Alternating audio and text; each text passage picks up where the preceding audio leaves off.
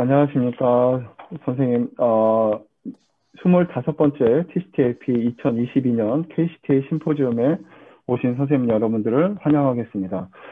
오늘은, 파트 1 세션, Hot Topic and Hot Discussion, PCR Option for Multivessel Disease에 관해서, 제 옆에 우리 백성일 선생님하고 저하고 같이 모더레이션을 하도록 하겠습니다. 오늘 패널로 같이 이 세션에 같이 디스커션을 해주실 선생님은요, 삼성서울병원의 임세영 선생님, 전남대 김정훈 선생님도 아직 안 들어오신 것 같고요. 그다음 서울대 분당서울대 김성우 선생님, 네, 중앙대 이성우 선생님, 미츠 무라마츠, 마츠무라 he from the USA and in CRF. 박병주 선생님 제주대, 그 다음에 일산의보의 박경진 선생님, 그 다음에 강남 아산병원의 박승철 선생님, 그 다음에 서울보건병원의 윤영기 선생님께서 함께 해주시겠습니다. 제가 먼저 앞에 두 세션을 먼저 진행을 하고 두 세션이 마친 후에 10분 정도 디스커션을 하고 세 번째 렉처는 백성희 선생님께서 소개를 해주시겠습니다. 그러면 시간이 돼서 세션을 시작하도록 하겠습니다. 첫 번째 강의는 피지올로지 가이디드 멀티베슬 디지즈 PCI에 대해서 인천국제성모병원의 임도영 선생님께서 강의를 해주시겠습니다. 임도영 선생님 부탁드리겠습니다. 네, 선생님 안녕하세요. 저는 인천성모병원 심혈관천외실에서 근무하고 있는 임도영이라고 합니다. 오늘 제가 말씀드릴 내용은 피지올로지 가이디드 멀티베슬 PCI에 대해서 말씀을 드리겠습니다. 멀티베슬 디스의 데피니션을 보면 적어도 두 개 이상의 메이저 코로너리 아터리에 70% 이상의 스테노시스가 있거나 레프트 메인 트렁크에 50% 스테노시스가 있으면서 하나 이상의 코로너리 아터리에 70% 이상의 스테노시스가 있다고 하면 멀티베슬 디스로 정의하기도 하고요. 아니면 이제 두 개 이상의 에피카디아 코로너리 아터리에 50% 이상의 스테노시스가 있다 그러면 멀티베슬 코로나리 아터리 디스로 정의하기도 한다고 합니다. 케이스를 하나 보여드리도록 하겠습니다. 남자 76세고요. 치컴플레인은 디스프니아입니다. 패스트 히스토리는 DM, ESR도 있었고요. 메인터넌스하게 HD 진행했던 환자였습니다. 커렌트 스모커였고 트루포인 T는 2210으로 많이 상승된 소견을 보였습니다. CKMB의 3.21이었고요. 실시한 엔지오그래피에서는 보시는 것 같이 RCA 니어토탈 오클루전 소견을 보였고요.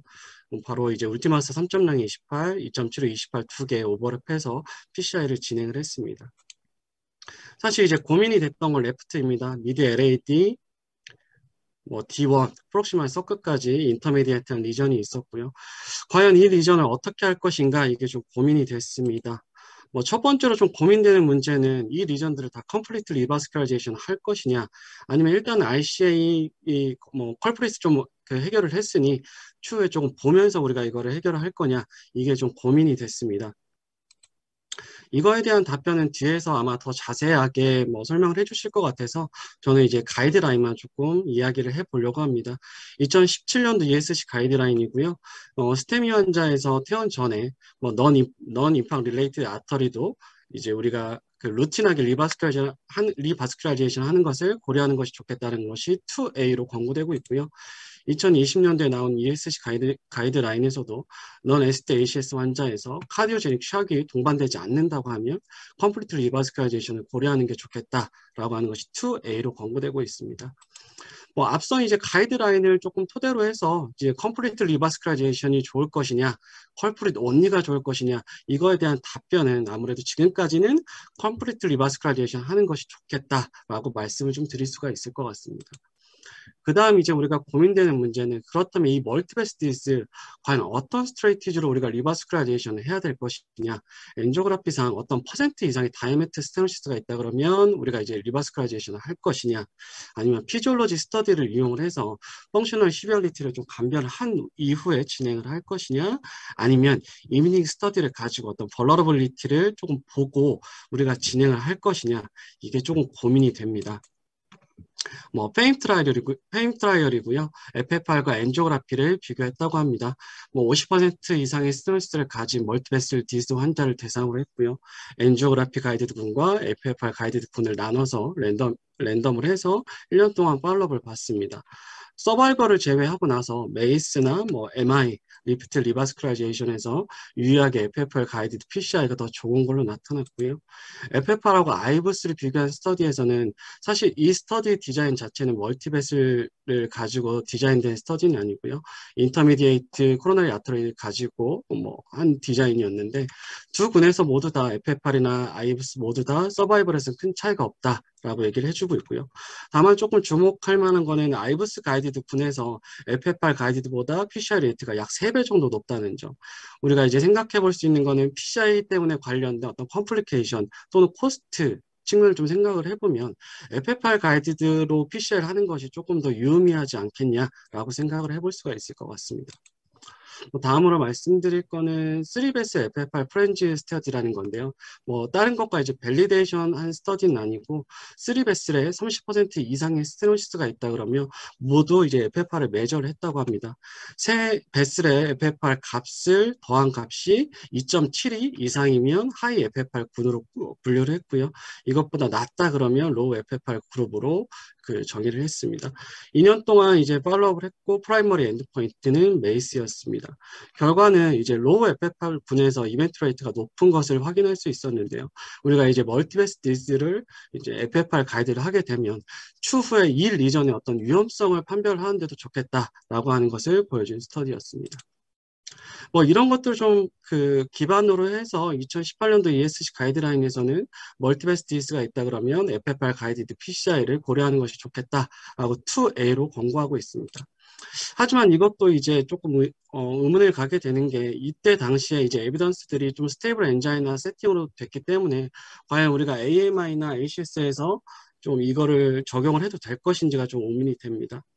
이거에 대한 답은 이제 다나미 3 프리멀티 트라이얼하고 컴페어 어큐트 트라이얼을 가지고 말씀을 드릴 수 있을 것 같은데요. 두 트라이얼 모두 이제 AMI 세팅으로 이제 디자인이 됐었고요. FFR 가이드드 컴플리트 리버스크라이제이션이냐 아니면 임팍 리레이트 아터리 온리 트리트먼트냐 이 두 개를 비교를 했던 스터디였고요. 두 스터디 모두에서 이제 FFR 가이드드 컴플리트 리버스크라이제이션이 좋다고 결과를 보여줬습니다. 이거에 대한 답변은 이 두 트라이얼로 좀 충분하지 않나 뭐 생각을 좀 해볼 수가 있을 것 같습니다. 다음은 이제 페이버 3 차이나 스터디입니다. 이제 QFR하고 엔지오그라피를 비교한 스터디이고요. 사실 스터디 디자인 자체가 여기도 역시 멀티베슬 디즈를 가지고 한 것은 아니고 QFR하고 엔지오그라피 가이디드 스트레이티지를 1대1로 좀 비교하고자 했던 스터디였는데 리전의 특성을 좀 보면 이제 멀티베슬 디즈가 두 군에서 50% 이상을 차지했기 때문에 우리가 결과를 조금 간접적으로 볼 수 있지 않을까 생각해서 좀 보여드리고자 합니다. 프라이머리 엔드포인트였던 메이스는 엔지오그라피 가이드 군에서 유의하게 더 높은 걸 확인할 수 있었고요. 세컨더리 엔드포인트 역시 우리가 엔지오그라피 가이드 군에서 더 높은 것을 확인할 수 있었습니다. 이렇게 해서 앞선 것들을 말씀드린 것처럼 이제 피지올로지 가이드가 멀티베스 디스를 우리가 뭐 가이드하기엔 더 좋습니다. 라고 좀 끝냈으면 좋을 것 같은데 뭐 이제 많이들 알다시피 플라워 MI 트라이얼이 등장하게 됩니다. 스테미 상황에서 멀티베슬 디스 환자를 대상으로 해서 이제 엔지오그라피 가이드냐 아니면 FFR 가이드냐 1대1로 또 랜덤한 스터디였고요. FFR 가이드 리버스클라이제이션 같은 경우는 이제 비주얼이 50% 이상이다 그러면 FFR을 측정을 했고 FFR의 결과에 따라서 리버스클라이제이션을 진행을 했고요. 엔지오그라피 가이디드 리버스클라이제이션 같은 경우는 비주얼리 50% 이상이면 우리가 리버스클라이제이션을 진행을 했습니다. 양군 다 원래는 인덱스 프로시저를 조금 레커멘드 했던 상황이었고요. 프라이머리 아웃컴은 1년 동안 뭐 이제 데스나 non-fatal 뭐 MI 같은 거를 좀 보고자 했습니다. 결과부터 말씀드리면 이제 보시는 바와 같이 엔지오그라피 가이드나 FFR 가이드가 별 차이가 없는 걸로 나타났고요. 컨클루전에서도 역시 FFR 가이드 스트레이티지가 엔지오그라피 가이디드 스트레이티지에 비해서 시그니피칸 베네핏이 없다라고 결과를 좀 보여줬습니다. 하지만 뭐 FFR 빌리버 또는 뭐 피지올로지를 좀 믿는 입장에서 조금 들여다보면 좀 의아한 좀 데이터들이 있습니다. FFR과 엔지오그라피의 PCI 레이트를 비교하면 66.2%대 97.1% 있는데 앞서서 말씀드린 것 같이 우리가 이제 PCI를 함으로써 생길 수 있는 컴플리케이션이나 코스트를 생각을 하면 우리가 FFR을 조금 더 유의미하게 생각해야 되지 않나라는 말씀을 좀 드리고 싶고요. 또 하나 의문점이 드는 건 FFR이 PCI 레이터가 더 낮음에도 불구하고 오히려 하이페리 프로시저럴 MI가 많다는 점, 이게 통계적으로 조금 맞는 이야기일까 좀 의구심이 듭니다.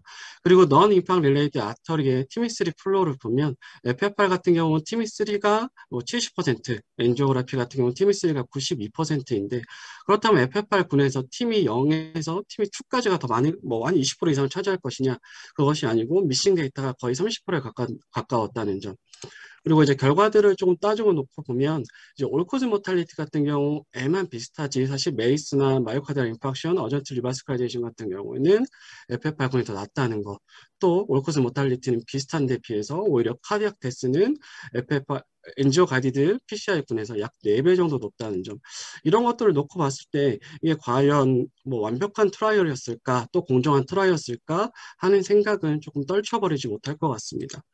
앞선 의문점들을 가지고 역시 피지올로지 가이드드 PCI가 여전히 조금 우세한 것 같습니다. 라고 말씀을 드리고 싶지만 현실적으로 피지올로지냐 엔지오그라피 가이드드냐 이 디베이트된 싸움은 아무래도 현재 진행 중인 것 같습니다. 이거에 대한 답변은 이제 삼성에서 진행했던 프레임 AMI나 전남대에서 진행했던 옵션 스테미의 결과가 나오면 좀 더 명확해지지 않을까 좀 생각을 해보고요. IFR 가이디드 멀티베스 PCI 같은 경우는 현재 이제 아이모던 트라이얼이라는 게 이제 진행 중에 있습니다. 이 트라이얼이 좀 나오게 된다 그러면 IFR에 대한 유용성을 우리가 같이 이야기 나눠볼 수 있을 것 같습니다. 다시 이제 케이스로 돌아와서 결국은 이제 세 리전에 모두 이제 피지올로직 이밸류에이션을 시행을 했고요. 미디에레이디 같은 경우는 IFR 0.91, FFR은 0.83, D1 같은 경우는 IFR 0.60, FFR 0.71였습니다. 프록시멀 서클 같은 경우는 IFR 0.92, FFR 0.90이었습니다. 결론적으로 D1만 이제 PCI를 하고 이제 끝냈던 케이스였습니다. 이제 마지막으로 저한테 이제 피지올로지 가이디드 가장 큰 베네핏이 무엇일 것이냐라고 물어보시면 이 케이스를 가지고 좀 말씀을 드릴 수 있을 것 같습니다. 엔지오그라피상 2베슬 3타겟 리전이었던 것이 피지올로지 가이드를 하면서 1베슬 1타겟 리전으로 바뀌었습니다. 멀티베슬이 심플 베슬로 바뀔 수 있는 찬스가 있는데 안 할 이유는 없을 것 같고요. 정말 만약에 피지올로지 가이디드와 엔지오그라피 가이디드 또는 피지올로지 가이디드와 이미징 가이디드가 시그니피컨트한 디퍼런스가 없다고 하더라도 PCI를 세이브할 수 있고 코스트를 세이브할 수 있는데 안 할 이유는 없지 않을까라고 다시 한번 반문하고 싶습니다. 네, 경청해 주셔서 감사합니다. 네, 선생님 진짜 잘 정리를 해주신 것 같아요. 임재현 선생님이 선생님들이 가지고 계신 멀티베슬에서 피지올로지의 어떤 롤을 정말 최근 데이터까지 해서 정말 자세하게 설명을 해주신 것 같습니다. 임재현 선생님에 대한 질의는 우리 이미징 가이디드 멀티베슬 PCI 다음 렉처가 끝난 다음에 같이 하도록 하겠습니다. 두 번째 렉처는요. 이미징 가이디드 멀티베슬 PCI에 대해서 서울성모병원의 이승훈 선생님께서 준비해 주셨습니다. 이승훈 선생님 부탁드리겠습니다. 네, 안녕하세요. 서울성모병원 심혈관 촬영실의 이승훈입니다. 이어서 제가 발표할 내용은 이미지 가이디드 멀티베슬 PCI가 되겠습니다.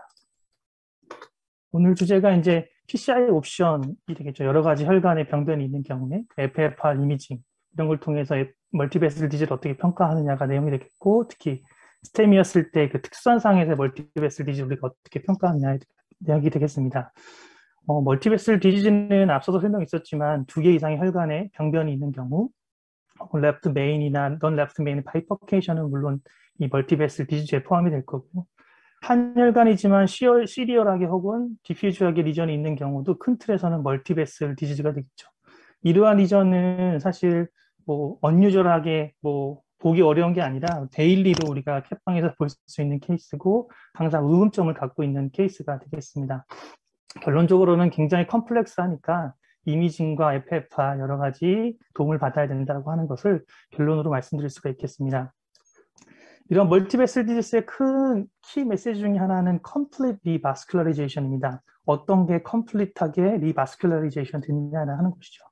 그래서 ACS 같은 경우는 물론 라이프 세이빙이 큰 타겟이 큰 목표이기 때문에 컴플릿 리전을 해결하고 넌 컴플릿을 어떻게 할 건지가 이제 디베이트가 되겠고, 크로닉 코로너 신드롬 같은 경우는 이런 모든 리전들이 다 포함이 되겠고, 그럼 환자한테 이스키미아나 심텀을 개선할 수 있는 방법에 어떠한 치료를 완벽하게 하는 것들이 이런 complete revascularization 되겠죠. 하지만 이제 이런 complete revascularization은 꼭 PCI에 국한된 것들이 아니라 KBG까지도 우리가 다 고려를 해야 되는 부분이기 때문에 좀 더 복잡한 리전이 아닌가 싶습니다.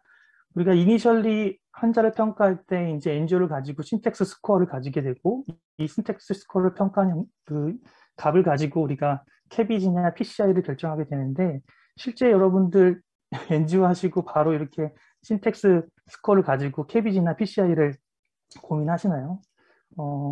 어떤 병원은 그렇게 할 수도 있지만 실제로 한국의 대부분의 병원들은 그렇게 하기 어려울 것 같습니다. 왜냐하면 결국 KBG라는 옵션이 항상 백업이 되어 있는 환경에서만 가능한 거고, PCI가 KBG가 대등한 병원에서만 그렇게 되겠죠. 또한 신텍스 스코어는 그 자체로 여러 가지 타임 컨슈밍이 있을 수가 있고, 가장 중요한 거는 환자가 거부하거나 환자가 원하지 않을 경우에는 이러한 디시전에 의해서 시술을 결정할 수 없다라는 큰 제약이 있습니다.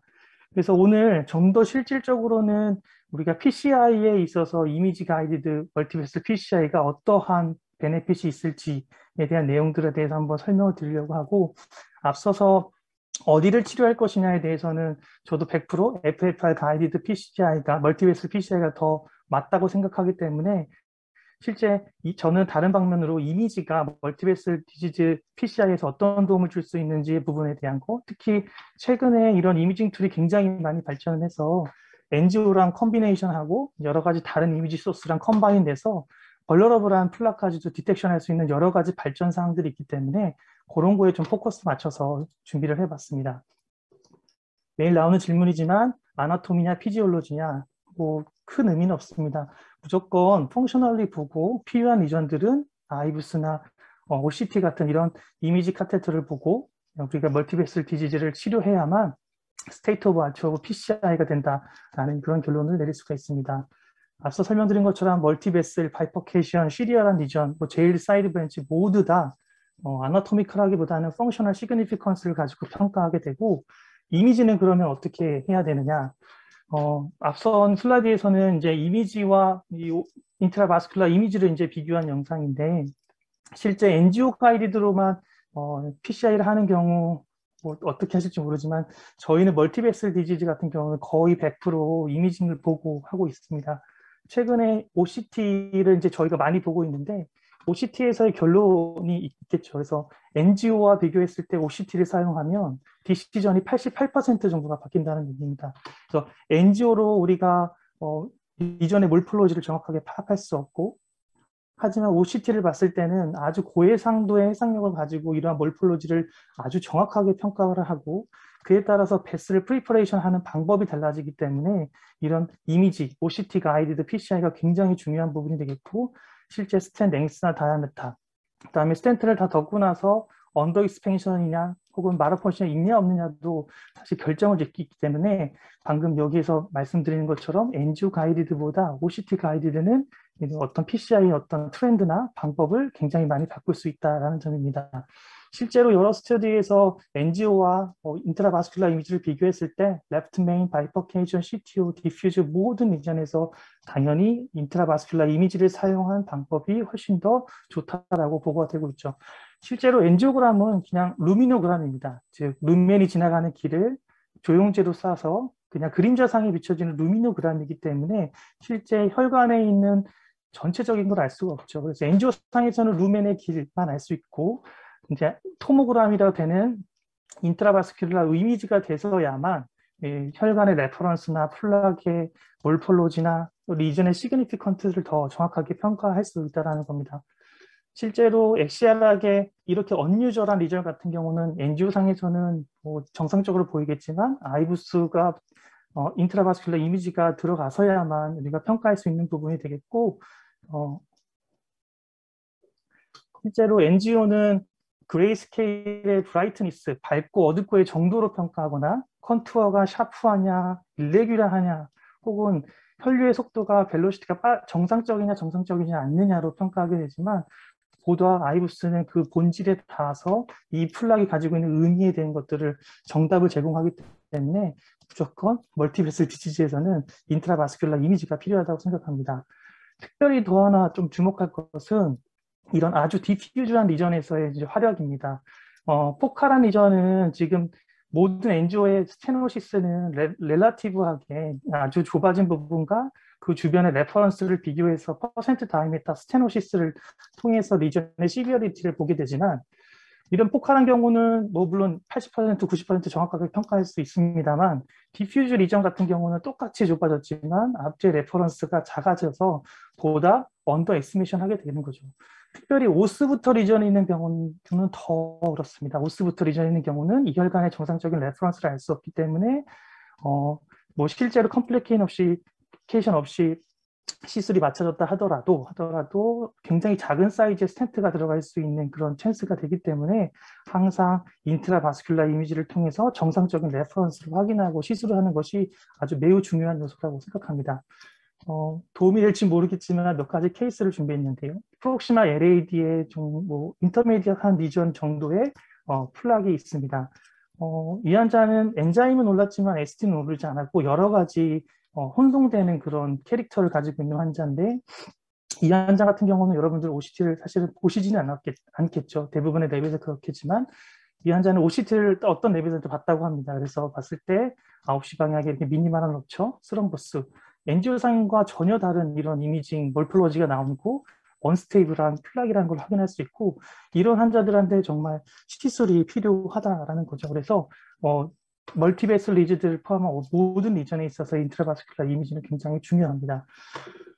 최근에 저희 병원에서 또 많이 하고 있는 거고 또 스터디가 있어서 간단하게 가져와 봤는데요. 이렇게 NGO 가이드드 PCI 혹은 OCT 가이드드 PCI 이런 NGO OCT의 코 레지스트레이션을 통한 가이드 PCI를 이제 비교해서 보면 NGO 가이드드 PCI는 이제 OCT를 통해서 이제 보는 여러 가지 타겟 위치들을 디스커션하게 되는데 이렇게 코 레지스트를 하게 되면 오퍼레이터와 분석하는 사람들이 보다 정확한 타겟을 서로 공유해서 분석할 수 있기 때문에 보다 정확한 위치를 타겟팅할 수 있다는 거죠. 그래서 실제 메이저 엣지 다이섹션이나 롱지튜드널 미스 같은 것들이 굉장히 통계적으로도 줄었다는 것을 확인할 수 있어서 이런 NGO와 OCT의 머지한 이미지를 통해서 시술하는 것을 추천드리고 또 한 가지 최근 또 OCT의 아주 중요한 기능이 이제 렌더드 스탠 기능인데 스탠 스트럿이 거의 리얼 타임으로 보이게 되죠. 그래서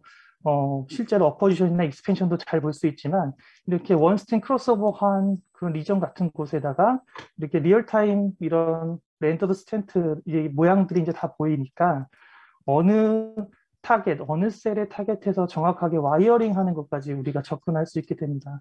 그래서 실제로 원스탠 크로스오버의 리와이어링을 할 때 보면 프록시말이냐 디스탈이냐 했을 때 프록시말의 와이어링을 하게 되면 뉴얼리 카리나가 굉장히 길게 형성이 돼서 쉐어 스트레스를 바꾸게 하는 그런 영향을 주지만 가급적이면 디스탈에 접근해서 와이어링을 하게 되면 굉장히 잘 네오 카리나를 계속 유지하면서 시술을 마칠 수 있는 이런 여러 가지 점 때문에 일본 선생님들이 여러 가지 트라이를 해왔죠. 그래서 와이어 리크로싱 투 사이드 브랜치라고 해서 첫 번째 와이어링한 사이드 브랜치에 어디에 와이어가 들어간지를 확인해서 만약 그 위치가 적당하지 않다면 다시 리와이어링하고 이밸루에이션 한 다음에 이렇게 큰 홀에 사이드 브랜치의 오스를 확보한다라는 거죠. 여러 가지 스터들이 이런 것들을 분석하고 보여주고 있기 때문에 향후 이런 프로시저하기 굉장히 어려운 부분이 있지만 이런 원투텐 크로스오버된 리전에 있어서의 이제 OCT의 활약 또한 우리가 한번 기대해 볼 수가 있겠습니다. 마지막으로 최근에 인트라바스큘라 이미지는 이런 아이브스, 그러니까 울트라사운드나 인프라레드를 이용하지 않고 다른 이미지 소스와 콤바인돼서 굉장히 벌러러블티를 평가하는 정확한 그런 이미징 툴로 계속 발전되고 있습니다. 그래서 PA, 포토 어쿠스틱 이미지와 같은 이런 영상들은 실제로 이런 혈관의 벌러러블티를 우리가 확인할 수 있게 해줘서 아나토미컬한 시그니피컨트가 아니라 실제 뭐 아나토미컬하게는 40% 리전이지만 벌러러블하게 의미가 있다면 이런 데는 시술을 해줄 수 있는 이런 트렌드의 변화를 이끌 수 있는 그런 여러 가지 모달리티가 발전되고 있어서 멀티베이스 리전을 포함한 많은 컴플렉스한 리전에 있어서 이러한 이미징 모달리티의 발전이 향후 치료의 방향을 결정하는데 아주 중요한 영향을 끼칠 거라고 생각합니다. 실제로 지금 아산에서 진행하고 있는 프리벤션 트라이얼이 이제 발표되면 그거에 대한 내용도 우리가 한번 건조와 비춰볼 수 있겠습니다. 마지막으로 이제 이미지 가이디드 멀티베이스 PCI는 큰 관점에서 컴플리트 리바스큘라리제이션의 목적이 중요하고 캐비지냐 PCI냐, PCI지만 어디를 치료하느냐에 있어서 이런 이미징 가이드는 매우 중요하고 특별히 이미징은 PCI를 아주 성공적으로 정확하게 효과적으로 할 수 있는 데는 도움을 줄 수 있다라고 설명드릴 수 있겠고 마지막으로 벌러러블까지 구분할 수 있는 이미징의 발전, 이미징 디바이스의 발전은 향후 치료 방향을 바꿀 수 있는 여러 가지 가능성을 가지고 있다라는 정도로 오늘 발표를 마치도록 하겠습니다. 감사합니다. 네, 이승훈 선생님 역시 뭐 명강이십니다. 그래서 하여튼 저희가 가지고 있는 이미지 가이디드 멀티백스열에 대한 컨선을 전체적으로 잘 말씀해 주신 것 같습니다. 지금부터 한 10분 정도 이 두 렉처에 관해서 디스커션을 하도록 하겠습니다. 네, 백성희 선생님. 네, 이승훈 선생님 강의 잘 들었습니다. OCT가 상당히 좋은 이미지 툴인 건 맞는데 멀티베슬 디지즈에 있어서 이 OCT를 볼 때 조형제란 걸 갖다 컨트라스트 메디아에 대한 어떤 한계가 있을 것 같은데 그 한계를 어떻게 극복하면 좋을지 하고 또는 이제 스테미 환자에 있어서 그때도 마찬가지로 OCT를 보게 되면 이제 조형제 플러싱을 하게 되는데 오토 인젝터로 그거에 대한 세컨 데미지를 환자가 입지 않을까 그런 생각이 약간 들거든요. 그래서 저는 이런 언스테이블이라든지 멀티베슬 같은 경우는 아이부스가 오히려 OCT보다는 환자의 어떤 전반적인 베니핏 차원에서는 좋지 않을까 이렇게 생각을 하는데 선생님 여기도 어떠신지?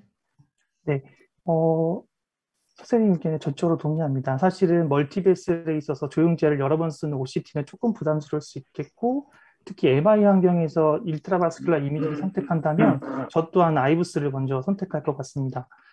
한 가지 첫 번째 질문에 대한 답은 우리가 조형제를 최대한 전략적으로 쓸 수 있다는 거죠. 그래서 발룬을 하거나 스텐트를 하고 나서 체크하는 NGO 이런 것들을 좀 줄여서 한 번에 OCT를 볼 때 그 NGO 이미지를 같이 확인하는 방식으로 좀 전략적으로 쓰게 되면 멀티베슬이지만 OCT를 적용해 볼 수가 있겠고요.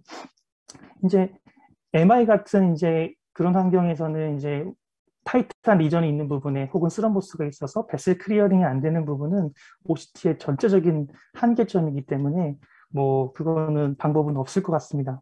네, 하지만 선택한다면 저도 아이오스를 선택할 것 같아요. ACS 같은 경우에는.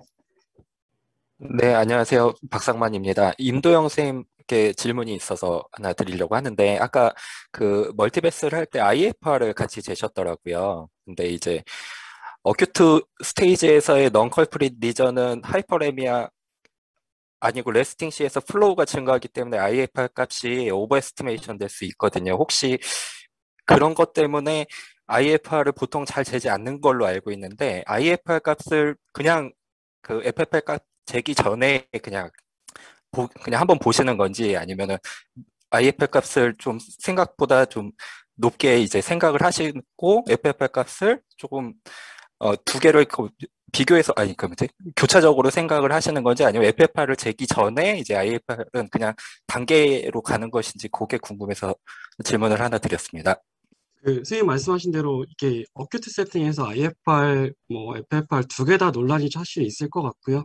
이 환자 같은 경우에는 지금 일단 넌스테미 상황에서 ICI 컬프리만 하고 한 상태고, 제 기억으로는 한 3일 후에 이제 스테이지 PCR을 진행했던 거고요. 이 당시만 해도 저희 같은 경우는 루틴하게 뭐 RFR 다음에 FFR, IFR 다음에 FFR 이런 식으로 루틴하게 세팅은 되어 있습니다. 그 임도현 선생님께 이제 저는 질문 드리고 싶어요. 우리가 최근에 페임3, 그 다음에 우리가 플라워 MI 나오면서 사실 어떻게 보면 피지올로지 어세스먼트 하는 게 굉장히 뭐라 그럴까 조금 이제 뭐 에비던스가 좀 떨어지는 게 아니냐, 아니면 그 피지올로지 가이딩이 조금 힘을 받지 못하고 있는 거 아니냐라는 그런 컨설들이 좀 있어요. 근데 그럼에도 불구하고 임도현 선생님이 생각하기에 FFR을 꼭 해야 되는 가장 큰 이유는 뭐라고 생각하세요? 먼저 최근에 나오는 트라이얼들이 요즘에 나온 트라이얼들이 다 이제 어떻게 보면 트렌드를 반영한다고 생각을 하거든요. 10년 전만 해도 저희가 이제 FFR 가이디드 PCI를 하지 않으면 되게 나쁜 PCI다, 이런 식의 세팅된 트라이얼들이 많았다 그러면, 지금 같은 경우에는 귀찮게 그 FFR 왜 하냐, 엔지오그래피 간단하게 끝내버리면 되지 않냐, 약간 이런 컨셉, 이런 뭐 조금 세팅의 트라이얼들이 좀 많다고 생각을 하는 거고, 왜 해야 되냐? 뭐 아까도 마지막에도 말씀드렸지만, 뭐 엔지오그래피 하고 정말 아이브스 하고 뭐 피지올로지하고 같다, 정말 결과 같다, 그러면 어찌됐든 시술 시간도 조금 더 단축시킬 수도 있는 거고, PCI도 세이브 시킬 수도 있는 거고, 그만큼 컴플리케이션도 다운 시킬 수 있고, 또 코스트도 또 적게 할 수 있으니까 안 할 이유는 없을 것 같습니다, 지금. 그러니까 FFR이 가지고 있는 어떤 임상적인 의의나 아웃컴 이런 것들을 중요시하게 생각하는 거는 이제 우리가 FFR을 시작했을 때, 지금 현 시점에서 FFR의 롤을 보자면 FFR의 가장 큰 롤은 역시나 그 스텐트를 줄일 수 있다는 거예요. 그러니까 우리가 PCI에서 얼마만큼 스텐트를 통한 우리가 예측하지 못하는 그런 이벤트를 FFR을 통해서 스텐트를 줄이고, 그것들을 통해서 스텐트가 가지고 있는 우리가 퓨처 이벤트를 조금 줄일 수가 있다는 거죠. 그래서 선생님들께서 FFR에 자꾸 FFR 가이드로 디시전을 해야 된다, 말아야 된다. 물론 가이드라인에서는 FFR이 우위를 점하고 있지만 가장 중요한 거는 FFR 가이드를 하게 되면 이분 멀티베슬 DGD에서도 우리가 스텐트를 절약할 수 있다는 거죠. 스텐트 개수를 줄일 수 있기 때문에 확실히 그런 쪽에서 훨씬 더 아웃컴을 좋게 할 수 있다는 겁니다. 같은 맥락에서 우리 이승훈 선생님께 질문을 하나 해보겠습니다. 이승훈 선생님이 생각하는 이제 이미지는 가장 이제 우리가 앞으로 아까도 말씀하셨듯이 앞으로 나가야 될 방향이 얼마나 그 벌러러빌티를 가지고 있는 그 이미지의 파인딩이 퓨처 아웃컴을 프레딕트 할 수 있는지, 이게 가장 이제 이미지가 가지고 가고 앞으로 추구해야 되는 이런 방향일 텐데, 사실은 지금까지는 아직까지는 데피닛 앤서가 없잖아요. 그죠? 그래서 그런 것들이 이승훈 선생님 생각에는 이미지에서 우리가 벌러러빌티를 발견하면 마치 OCT를 보고 벌러러빌티를 발견하면 이거는 PCR을 꼭 해야 된다, 이런 아직 데피닛 앤서가 없는데, 이미지만 가지고 설명을 할 수 있는 우리 앞으로의 PCI의 어떤 방향성이라든지 이런 거 한번 말씀해 주실 수 있을까요? 네. 그래서 이제 저희가 가지고 있는 벌러러빌리티에 대한 어떤 인디케이션, 예를 들어서 뭐 OCT는 65 마이크로미터의 핀캡이 있어야 된다. 뭐 이런 것도 사실은 좀 아주 올드하다고 할 수 있겠습니다. 우리가 너드 아이브스에서 리피드 어마운트를 가지고 평가하는 것 또한 방법적인 수는 있지만, 아주 효과적으로 리피드의 벌러러빌리티를 알 수는 사실 없는 부분인데, 제가 주목하고 있는 거는 향후 우리 아이브스나 OCT 소스가 아니라 PA 어커스틱 이런 소스, 다른 리피드를 주로 더 잘 디텍션 할 수 있는 그런 이미징 소스가 컴바인 되는 아이브스 카테터가 실제로 이제 포토네스 VS라고 하는 그런 학회에서도 굉장히 활발하게 개발이 되고 있고 결과가 보고되고 있는 상황이거든요. 그렇다면 우리가 정말 벌러러빌리티를 알 수 있는 데피니트한 그런 이미징 툴이 없었으니까 여태까지 이제 비교를 못해서 정말로 이게 정말로 심각한 거냐라는 거를 사실 견줄 수 있는 그런 기준이 없었지만 그런 이미지 모달리티가 이제 많이 개발이 되고 더 정확성이 된다면 거기에 FFR, 거기에 NGO, 거기에 다른 OCT를 붙여서 더 정확한 프리벤션, 더 정확한 예측을 할 수 있게 될 테니까 향후에는 물론 시간이 걸리겠지만 향후에는 그런 방식의 벌러러블리티를 확인하고 치료하는 것들이 이제 트렌드가 되지 않을까라는 교수님들의 조언들이 있었습니다. 네, 감사합니다. 우리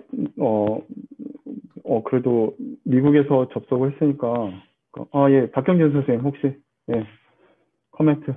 예, 뭐 코멘트라기보다는 아무튼 저는 우리 주니어 선생님들의 우리 임도영 선생님과 이승훈 선생님 발표를 보고 우리 정말 시니어들이 좀 더 노력을 하고 공부를 해야겠다는 걸 다시 한번 느꼈고요.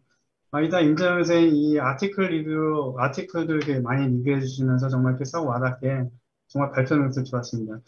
저는 이 지금 섹션의 그 주제가 어차피 멀티베스 디지즈에 대한 리바스클라이제이션이기 때문에 저는 피지올로지가 낫다, 이뮤놀로지가 낫다, 그 문제가 아닌 것 같고, 어차피, 피지올로지를 통해서 이 베스에 대한, 평가를 해서 할지 안 할지 결정해서 이민 선생님이 말했던 스탠트의 양도 주의지만, 이 디시전 메이킹이 결정이 되는 게 아무튼, 피지올로지 FFI라고 생각하고, 하게 되면 다시 이뮤놀로지를 통해서 아이브스든 OCT를 해서 컴플리트 리바스클라이즈 되면은, 당연히 모든 메이스나 아니면 리피트 리바스클라이제이션이 줄기 때문에 환자를 보기엔 먼 미래를 보기에는 좀 더 어드밴스가 될 것 같습니다. 그래서 이게 뭐 컴피티션으로 이메일이 낫다 아니면 피지올로지가 낫다 이게 이제 그 이슈가 될 게 아니고 어차피 환자에게 완벽한 치료를 위하고 또 정확한 치료를 하기 위해서는 두 가지 컴바인이 같이 돼서 하는 것이 추후 모든 것에 또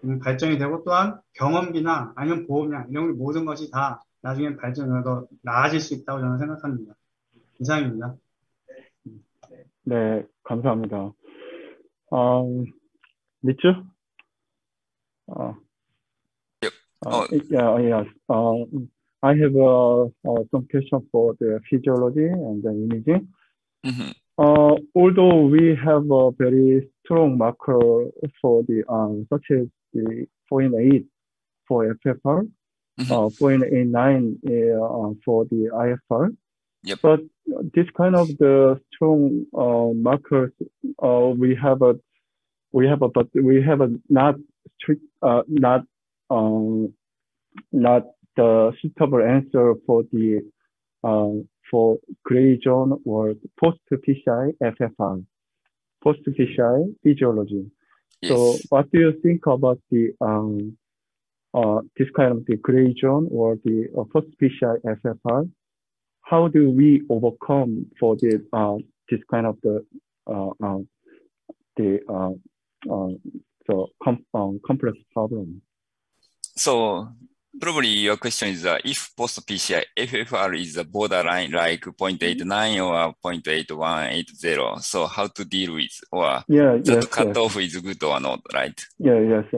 Yeah, and then, good question. Yep. And then the other one is post PCI FFR is we have a not strong answer for the which the marker is the best. So what do you think about that? Yep.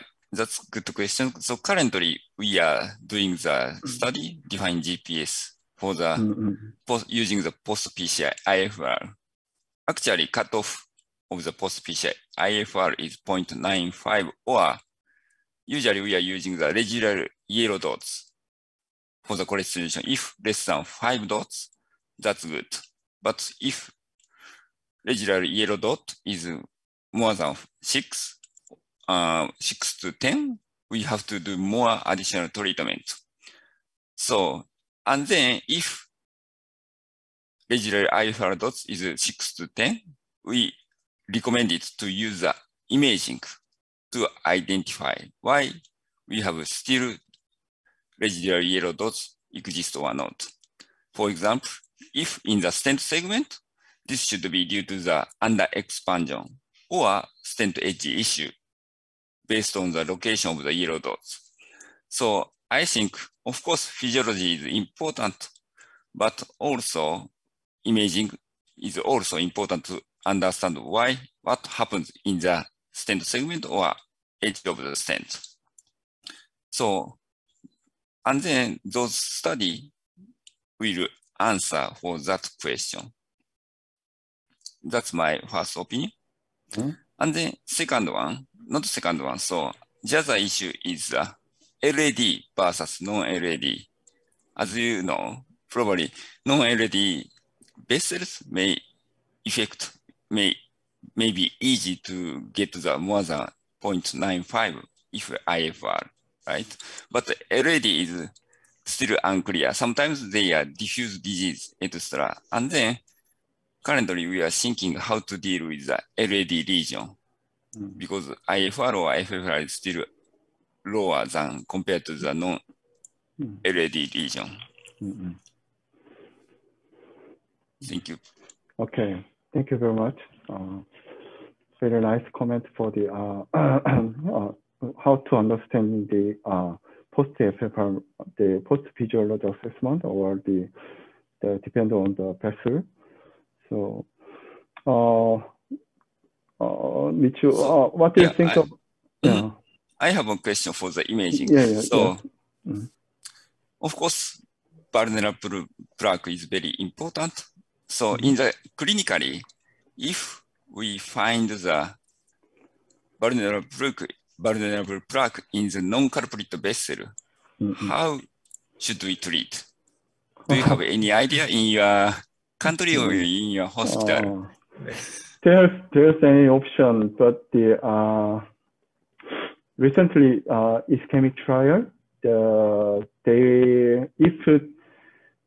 if in the stable angina, if a patient has multi-vessel disease or the multi-vessel vulnerable plaque, the current guideline is recommend optimal medical treatment is much better than the PCI or KBG. But for the acute status patient, like a STEMI or a non-STEMI patient, still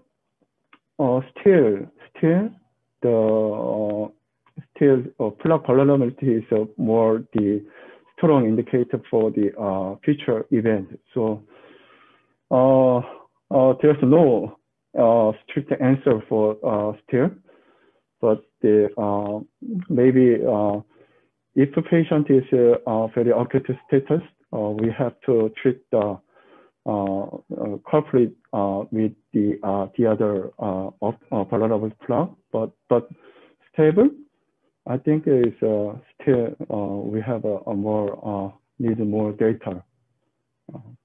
I think so. Yeah, that's agree.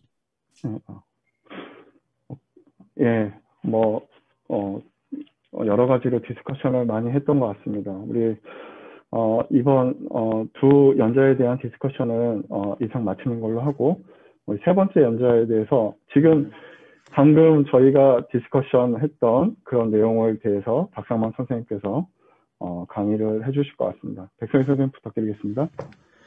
네, 저는 세브란스 병원의 백성일입니다. 마지막 발표하실 분은 삼성서울병원의 박상만 선생님인데, 이전에 제목은 STEMI with multivessel disease, how can we treat non-culprit lesion, revascularization is needed, 이렇게 제목을 정하셨는데, 아마 앞에서 발표하셨던 두 연자하고 연관된 것도 있고 해가지고 같이 강의 듣고 논의했으면 좋겠습니다. 박상만 선생님 부탁합니다. 안녕하십니까. 삼성서울병원 박상만입니다. 오늘 제가 발표를 맡게 된 주제는 스테미 멀티베슬 디지즈 환자에 있어서 non-culprit 리전을 어떻게 치료할 것인가에 관한 내용으로, 이 부분은 이미 많은 RCT들을 통해서 레코멘데이션 되고 있는 부분이 있어서 그 부분에 대해서 간단하게 알아보는 시간을 갖도록 하겠습니다. 제가 오늘 발표하게 될 주제가 임도영 선생님이랑 좀 많이 교차되는 부분이 있어서 그 부분은 넘어가도록 하겠습니다. 먼저 가이드라인을 살펴보면 2010년부터 14년까지의 가이드라인의 진화에 대해서 알아보도록 하겠습니다. 2010년도만 해도 PCI는 오로지 컬프릿 스테노시스에만 국한되어야 된다라고 했다가 넌컬프릿 리전의 멀티베스 PCI가 아직 정립이 되지 않고 선택된 환자에서 좀 고려해 볼 만하다까지 진화가 됐는데 2013년부터 17년 사이에 많은 ICT들이 발표가 되면서 2017년도에 가이드라인이 앞서 설명한 것처럼 루틴 리바스큘라리제이션 해라, CR을 해라 로 2A로 권고가 되었습니다. 물론 카디오제닉 샥 환자에 있어서 루틴 리바스큘라리제이션, 넌컬프릿 리전의 루틴 리바스큘라리제이션 클래스 3로 레코멘데이션 되고 있습니다. 그렇다면 MI에서 도대체 넌커플릿 리전에 무슨 일이 발생하길래 CR을 하라고 권고를 하고 있느냐를 보면 MI는 전신에 영향을 미친다는 것이죠. 궁극적으로 엔도셀리알 액티베이션이 넌컬프릿 리전뿐만 아니라 널커플릿 리전 아니면 다른 베슬로 리모트 된다는 것입니다. 그래서 넌컬프릿 리전이 엔도셀리알이 하이퍼 과하게 움직이기 시작하면서 디스펑션이 더 심해질 것이고 더 인플라메이션 될 것이며 그걸로 인해 플라그는 프로그레션 될 것이고 나쁜 아웃컴으로 간다는 것이죠. 그래서 넌컬프릿 리전의 컬프릿 리전 이벤트 레이쇼가 못지 않다는 거, 그다음에 스테이블 코로나리 아트리 디지즈에 비해 MI 환자에서 해저드 레이쇼가 대략 4에서 5배 정도 높다는 것을 보여주고 있고요. 이러한 걱정 때문에 그럼 넌컬프릿 리전을 어떻게 진행을 어떻게 막을 것이냐에 관한 정답이 될 수 있는 2개의 트라이얼이 13년, 15년도에 발표가 되었습니다. 먼저 프라미 트라이얼을 보면 어떻게 막을 것이냐, 넌컬프릿 리전의 엔조그래피 스테노시스 50% 이상인 것은 프리벤트 PCI를 해보자.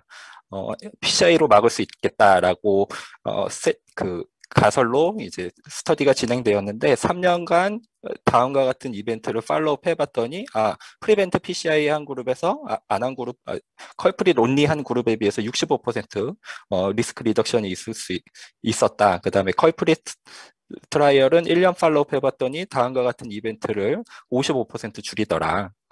양 스터디 모두 컴플릿 리바스큘라리제이션 이미디어트하게 진행을 하였고 이 스터디로 엔지오그래피 가이디드 컴플릿 리바스큘라리제이션이 컬프릿 온리보다 좋은 성적을 보여줄 수 있다라는 것을 증명하였지만 이 스터디에는 피폴이 있죠. 그래서 이스케미아가 증명되지 않은 넌컬프릿 리전의 PCI가 되었을 수 있다라는 가정이 있을 수 있습니다. 그렇기 때문에 이런 것들을 어떻게 하면 구분을 낼 수 있을 것인가, 피지올로지로 선택적으로 할 수 있을 것이다 라고 생각을 해서 관련된 스터디들이 나중에 보고가 되었고 그런 스터디들에 대해서 먼저 증명을 하려면 이 질문에 대해서 먼저 대답을 해야 될 것 같은데요. 스테미 환자에 있어서 넌컬프릿 베슬의 FFR 값을 과연 믿을 수 있겠느냐에 대한 질문에 답을 해줘야 될 것 같습니다. 이제 컬프릿 리전이 마이크로바스큘라 블런팅이 생기는 것 때문에 CFR이 떨어지고 FFR 값은 리전 자체는 언더에스티메이션 되고 FFR 값은 높게 나타낼 것이다. 이것은 물론 넌컬프릿 베슬까지 리모트 될 것이다 라고 하는 것들이 FFR 값을 믿지 못하겠다고 하는 사람들의 주장이지만 이 스터디는 그렇지 않다는 것을 보여주는데 AMI 환자의 넌컬프릿 베슬의 어큐트 페이지와 원먼스 팔로우업을 해봤더니 FFR 값이 차이가 없었다는 것이죠. 어큐트 페이지에서 마이크로바스큘라 블런팅이 생긴다고 했지만 그렇지 않았다. 넌컬프릿 리전에서는 그렇지 않다. FFR 믿을만하다라는 데이터고 두 번째 데이터는 스테이블 이스케믹 하트 디지즈와 스테미의 넌컬프릿을 비교한 연구인데 넌빌리버들이 얘기하듯 CFR이 스테미 넌컬프릿에서 유의하게 낮았습니다. 하지만 IMR은 똑같았고요. 스테이블 이스케미의 하트 디지즈와 비슷하게 나왔고 그렇다면 CFR이 왜 떨어지느냐? 레스팅 플로우가 증가한다는 것이죠. 그리고 하이퍼레믹에서는 플로우는 스테이블 이스케믹 하트 디지즈와 큰 차이가 없다. 그렇기 때문에 하이퍼레미아에서의 퍼포먼스는 스테이블 이스케믹 하트 디지즈와 크게 다르지 않다. 그런 것들로 리전을 구분할 수 있는 능력을 보았더니 스테이블 이스케믹 하트 디지즈와 넌컬프릿은 크게 차이가 없다. 이런 것들로 미루어 짐작하건대 넌컬프릿 베슬의 FFR 값은 믿을 수 있다. 이러한 컨셉을 가지고 FFR 가이디드 CR을 한 그룹과 컬프릿 온리를 PCI를 한 그룹을 비교한 스터디는 아까 말씀드린 것처럼 양군 다 되게 굉장히 좋게 나왔습니다. 3년 팔로업 데이터 역시 좋게 나왔습니다. 이런 것들로 이제 FFR 가이디드 CR 역시 컬프릿 온리보다는 의미가 있겠다라는 것들이 보여줬고, 그다음에 스테미 컴플릿 리바스큘라리제이션의 끝판왕이라고 할 수 있는 스터디가 2019년도에 발표가 되었는데요. 바로 컴플릿 트라이얼입니다. 이제 컴플릿 리바스큘라리제이션 2,000명, 컬프릿 온리 2,000명 해서 총 4,000명이 인롤되었고, 엔지오그래피 70% 스테노시스와 인터미디에 스테노시스는 FFR이 0.8 이하인 것들만 인롤이 되었는데, 이 FFR 인롤먼트가 양군에서 채 1%가 되지 않기 때문에 이 스터디는 공이 엔지오그래피 가이디드 넌 컬프릿 PCI를 했다라고 얘기하셔도 될 것 같고요. CR은 모두 다 스테이지드하게 진행을 했습니다. DAPT, 스타틴, 베타블로커, ACB 이네비터 풀리 메디케이션을 해서 메디안 3년 팔로업을 해봤더니 CR 한 그룹에서 카디오바스큘라 데스 MI를 26% 줄이고 이스케믹 드리븐 리바스큘라리제이션까지 묶었더니 50%가량 이벤트를 줄인다라는 내용을 보고하였고, 앞서 5개의 트라이얼이 시사하는 바는 아주 간단합니다. 스테미에 있어서 CR의 베네핏은 의심하지 말라는 것입니다. 하지만 여기서도 궁금증이 2개 정도는 생길 수가 있을 것 같습니다. 하나는 그럼 CR을 언제 하는 게 좋겠냐, 이미디어트하게 하는 게 좋겠냐, 스테이지로 하는 게 좋겠냐. 두 번째는 그럼 넌컬프릿 리전을 어떻게, 시그니피컨트를 어떻게 디파인 할 것이냐.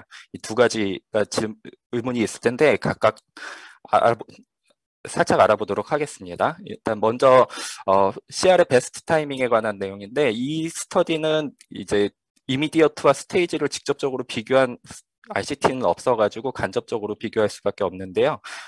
앞서 5개의 트라이얼을 비교해보면 이미디어트군에서 스테이지드보다 해저드 레이쇼가 조금 더 낮은 경향을 보이는 것을 알 수 있고, MI 리바스큘라리제이션 메타 아날라이시스 데이터를 보면 모탈리티에서 이미디어트군이 스테이지드보다 약간 이제 리스크 레이쇼가 조금 떨어지는 것처럼, 낮은 것처럼 보이고, 메이스는 조금 더 여유 있게, 더 의미 있게 차이가 나는 것처럼 보이고 있습니다.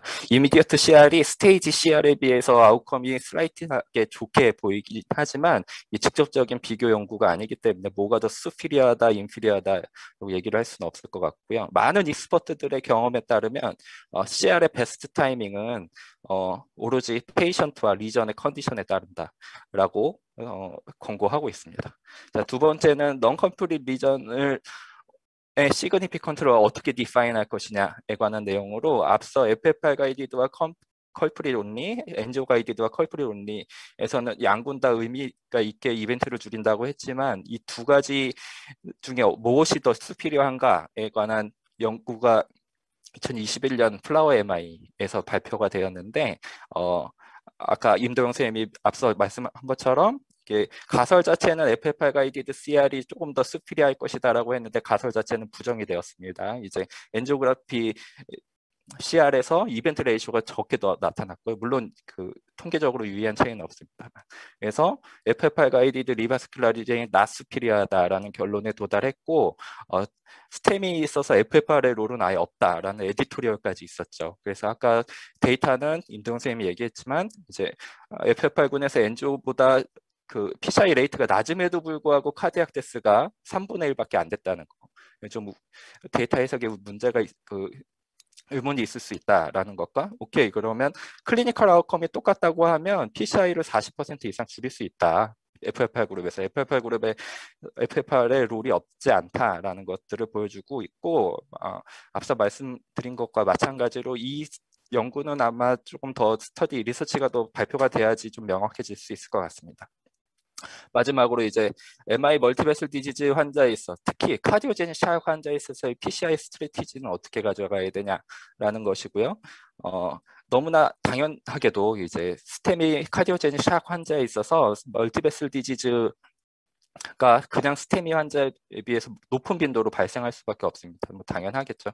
그래서 이러한 멀티베슬 디지즈를 멀티베슬 PCI로 코로나리 퍼퓨전을 좋게 해주면 LV 펑션이 좋아지면서 좋은 성적을 거둘 수 있겠다, 이렇게 생각을 했지만 역설적으로 그렇지 않았다는 것이죠. 그래서 루틴 리바스큘라리제이션, 넌컬프릿 리전의 루틴 리바스큘라리제이션이 3 난 레커멘데이션 되고 있고, 이거의 가장 큰 원인이 되는 것은 컬프릿 샥 트라이얼이고요. 컬프릿 샥 트라이얼은 컬프릿 온리와 카디오제닉 샥 환자에 있어서 70% 이상의 엔지오그래피 스테노시스 이미디어트하게 멀티베슬 PCI를 한 그룹을 비교를 해보았더니 30일 팔로업 결과 컬프릿 온리에서 멀티베슬 PCI보다 데스를 줄이는 결과를, 유의하게 줄이는 결과가 보여줬고, 30일에서 1년 팔로업 데이터는 큰 차이는 없었습니다. 그렇다면 30일에 도대체 무슨 일이 발생했느냐?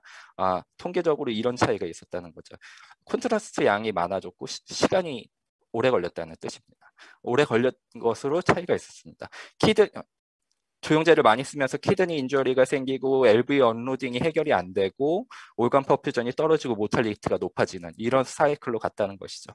자, 그렇다면 카디오제닉 샥에서 멀티베스 PCI가 효과가 없느냐, 전혀 롤이 없었느냐? 그렇진 않습니다. 1년 데이터를, 팔로업 데이터를 보면 리바스큘라리제이션, 그 다음에 우려성 컨제스티브 하트 페일리어에서 멀티베슬 PCI 그룹이 4분의 1 정도로 작게 나타난 것으로, 이게 에코 팔로업 데이터가 이 스터디에서 보여주진 않았지만 멀티베슬 PCI가 초기에 이런 리스크만 없다고 하면 LV 펑션을 프리저브 할 수 있지 않을까라는 것을 유추해 볼 수 있고, 컬프릿 샥 트라이얼에서 조금 눈여겨봐야 할 점은 모탈리티가 굉장히 높은데 반하여 메카니컬 서포트가 좀 컨저버티브하게 적용이 됐다는 것하고, 컬프릿 온리 PCI 그룹이라고 하지만 30%는 멀티베슬 PCI를 했다라는 것으로 이 데이터를 해석하는 데 있어서 이런 것들은 좀 눈여겨보셔야 될 것 같고, 같은 해에 다른 정반대의 결과를 보여주는 연구가 있어서 하나 더 소개시켜 드리도록 하겠습니다. 까미르 NIH 데이터에서 익스클루전을 제외하고 나서 이 정도 데이터를 컬프릿 온리와 멀티베슬 PCI를 비교한 거를 1년 팔로업을 해봤더니 이 연구에서는 멀티베슬 PCI 그룹에서 컬프릿 온리보다 올코즈 데스를 40%, 포코를 43% 줄이는 결과를 가져왔습니다. 물론 멀티베슬 PCI를 받을 정도의 그룹에서 컬프릿 온리를 받아 PCI 그룹보다는 상대적으로 컨디션이 조금 더 좋았을 수도 있을 것입니다. 이 스터디는 리트로스펙티브하게 분석이 된 거기 때문에 이 스터디를 이해하는 데 있어서 그런 것들은 좀 감안해서 보셔야 될 것 같고, 양 스터디에서 시사하는 바는 초기에 헤모다이나믹 스테빌라이제이션만 조금 담보가 된다고 하면 멀티베슬 PCI도 카디오제닉 샥에서 의미가 있는 PCI 스트래티지가 될 것이라고 생각을 합니다. 자, 오늘 제 발표의 결론이고요.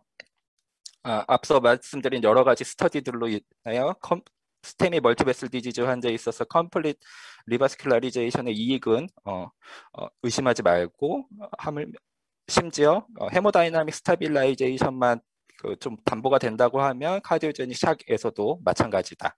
그다음에 CR의 베스트 타이밍은 리서치 결과가 조금 더 필요할 것 같고, FR8 가이드 CR이 최근 리센트 RCT에서 엔지오 가이드 CR보다 수피리어하진 않지만 PCI를 40% 이상 줄일 수 있다라는 것이 보고가 되었습니다. 오늘 제 발표는 여기까지입니다. 경청해 주셔서 감사합니다.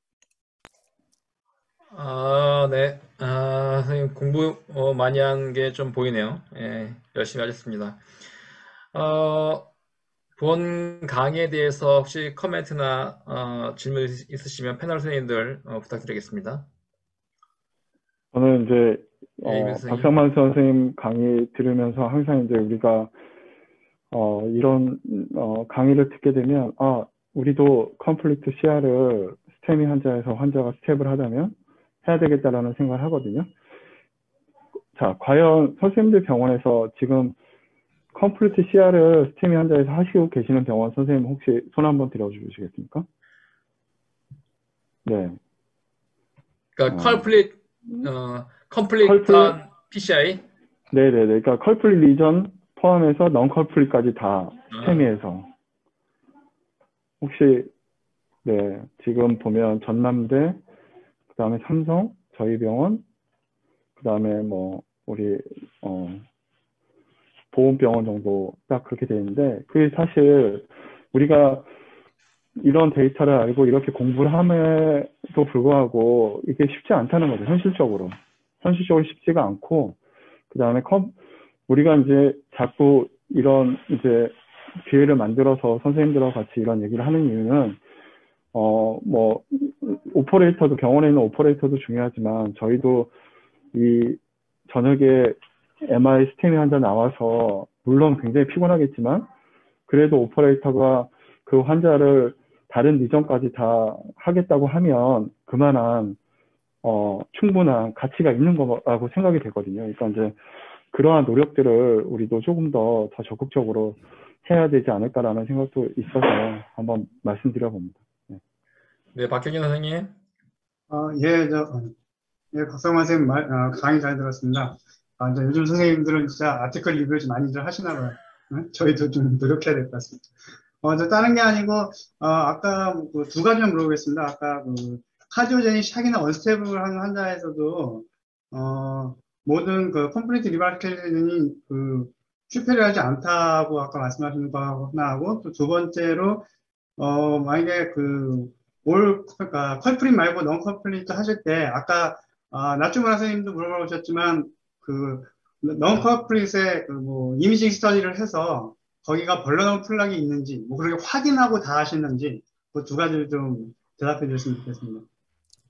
네. 질문 감사드립니다. 일단 먼저 첫 번째 질문은 가이드라인 상에서는 가이드라인 클래시피케이션 3로 not recommendation을 하죠. 카디오제닉 샥에서의 멀티베슬 PCI는.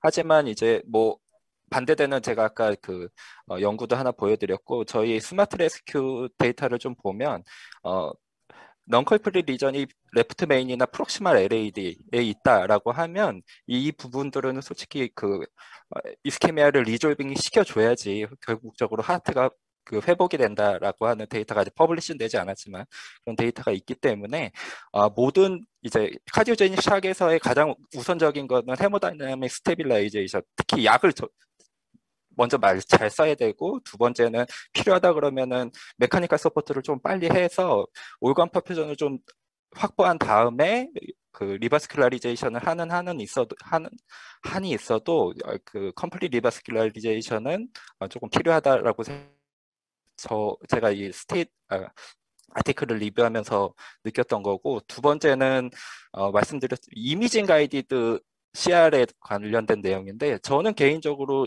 이미징 가이디드는 PCI를 옵티마이제이션 하는 데 있어서는 베스트 툴이다라고 생각을 하지만 how to define, significant를 how to define 한다는데 이미징을 써야 되느냐에 대해서는 약간 생각이 다른데 궁극적으로 그럼 MLA의 컷오프는 어떻게 가져갈 것이냐 문제 하나, 그 다음에 궁극적으로는 블러러빌리티, 싱캡 이런 것들 얘기가 나오지만 궁극적으로 옛날에 VH-IVES 데이터 리뷰 분석한 걸 보면 싱캡 궁극적으로 100% 중에 75%는 회복이 되는 C캡이나 이제 파이브로스로 회복이 된다는 거고 25%가 문제를 일으키는데 그 25%도 궁극적으로는 하이도즈 스타틴으로 이벤트가 어느 정도 조절이 될 수 있다.